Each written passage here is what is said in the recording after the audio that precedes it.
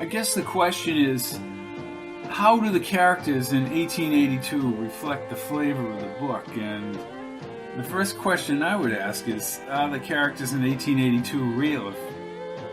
Yes and no.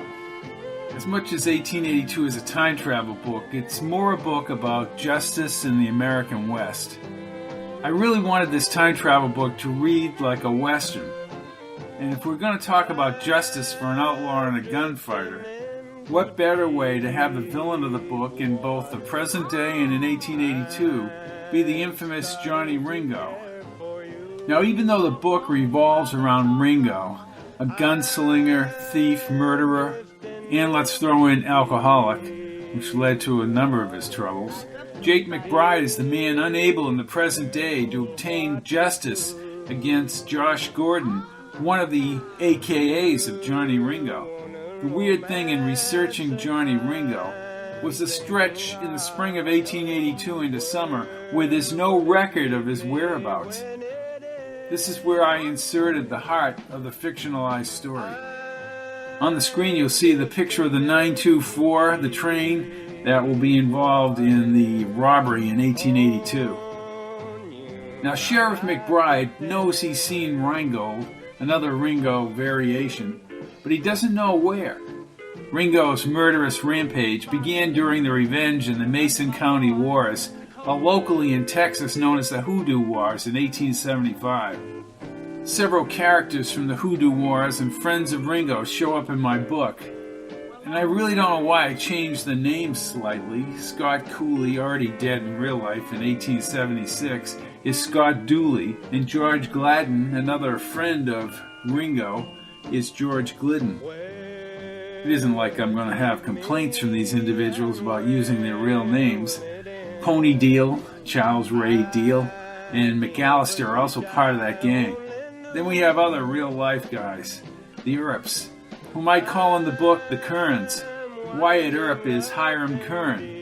The name I gave Doc Holliday is Max Soledad. Now, the Earps and Holliday had left Tombstone before my fictionalized account, after a murderous rampage against the cowboy side of the Tombstone violence, after their so-called Earp vengeance ride, just a short time before Johnny Ringo's death on July 13, 1882. Remember, Ringo was probably involved in ambushing and murdering Mexicans in a mule train carrying 4,000 in coins and bullion in Skeleton Canyon, as well as a robbery in Galeyville. So that makes him at least a likely candidate for what he does in the book 1882. But let's not take anything away from the fictional characters.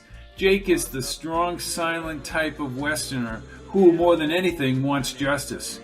He is of the West with a strong sense of right and wrong. Principles for Jake McBride are more important than popularity.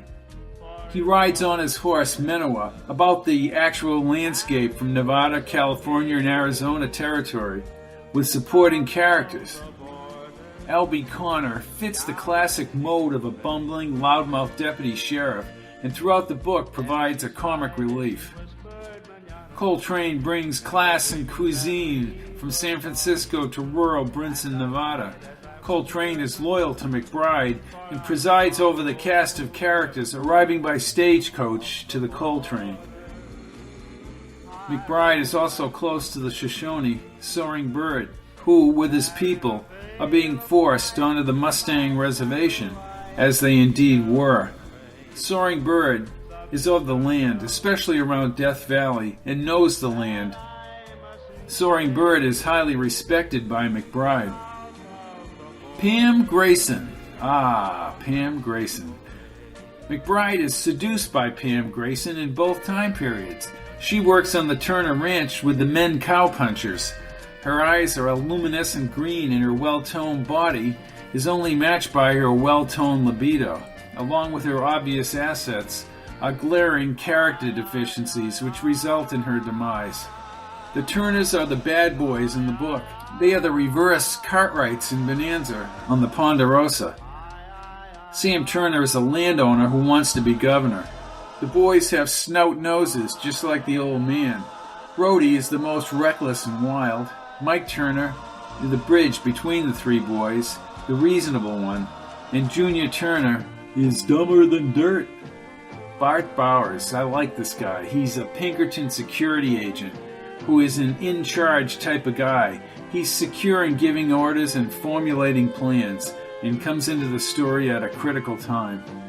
Dan Dalton is accused of murder. The Turner boys immediately try and string him up. Judge Mackenzie is an old friend of Jake, who makes the rounds to different courts throughout the territory. Minor characters are always important to define the major characters and how they interact with the primary players. An example of this is Orville, the Arroyo Saloon's bartender, Sawtooth, an oversized behemoth, Levi Hansen from Brinson, and Andy Bisbane, the telegraph operator, who is a conduit for information back to Brinson. The means to go back in time. This is why I've saved this character for last. Mr. Melbourne is the vehicle for time travel. He is a cigar-smoking man in a vest and suit, and he resides in the magical Nexus house. The reason? He seeks out those who long for justice. Anything goes is the mantra imprinted on the brass plates below, pictures of a clown on a unicycle.